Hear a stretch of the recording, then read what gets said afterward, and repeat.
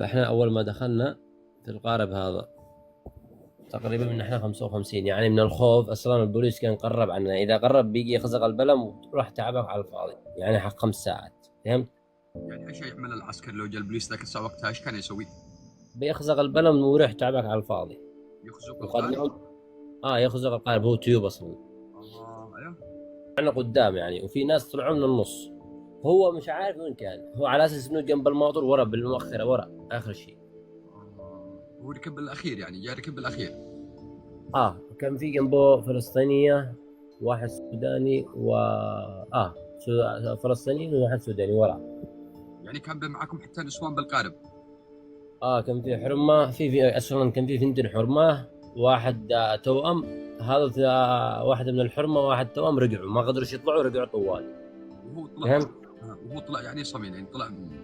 مش عارفين، احنا كنا قدام يعني، والله ما عرفت الا وانا داخل كان بسمع من اصحابي يقولوا هذا الشاب مات. متى مات مش عارفين. فهمت؟ آه. والله العظيم اذا ما كانش اهتم بالسواقه ولا شيء وراح اهتم بالطلعه انه كنا احسن له. هي القدر يوم قدر مكتوب. اوه، قدر الله ما شاء فعل. والله العظيم انا من ناحيه ان صاحبي سحبني، ان انا طرحت طوالي تحت، ان راسي تحت ورجلي فوق وكلهم فوقي، حرام نشاهد الموت. مش قادر كنت تساعدك اتنفس، ان انا بظبط بصيح والله ما حد عارف وين انا اصلا. ان الله سبحان الله طلع هكذا، خرج من تحتهم كلهم.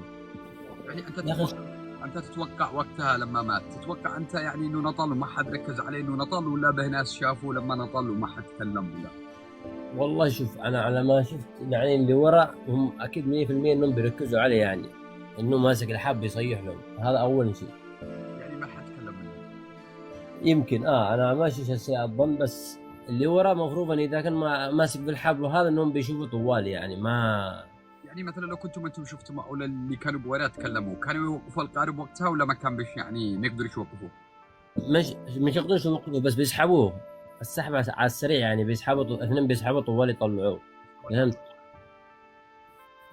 ها. كانوا يعني بيسحبوا الحبل وطلعوه صح؟ ايوه بيسحبوا بيطلعوا، اصلا هو الحب جنب مش انه حبل متروك، حب مربوط ربط، يعني ماسك جنب القارب بالضبط، يعني اللي بيصيح يسمعه طوالي، بس مش عارف ذيك اليوم.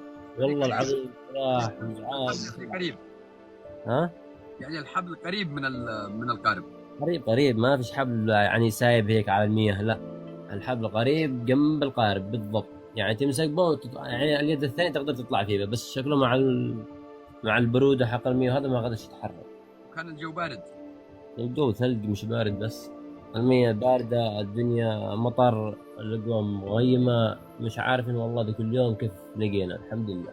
كيف لا تشوف انت يعني بصراحه، يعني انا لو اسالك بصراحه، هل إيه. تشوف ان المغامره هذا كلها تستاهل العناء هذا كله؟ يعني مثلا والله على ما أشوف وجهة نظري، يعني على حسب كل واحد وعلى حسب ظروفه يعني. يعني ما مثلا أدري. انت ايش تنصح الناس الثانيين اللي يعني ناويين يغامروا والله يعني شوف هذا، كيف لا تشوفه؟ والله تستاهل؟ شوف أنا على وجهة نظري أشوف أوروبا يعني مش إنه زي أول كان واحد تستاهل يعني تروح، كانوا يعطوك كل شيء، بيعطوك من إقامة، يعطوك في أشغال، في حاجة. ده الحين صارت صعب، كل شيء صعب.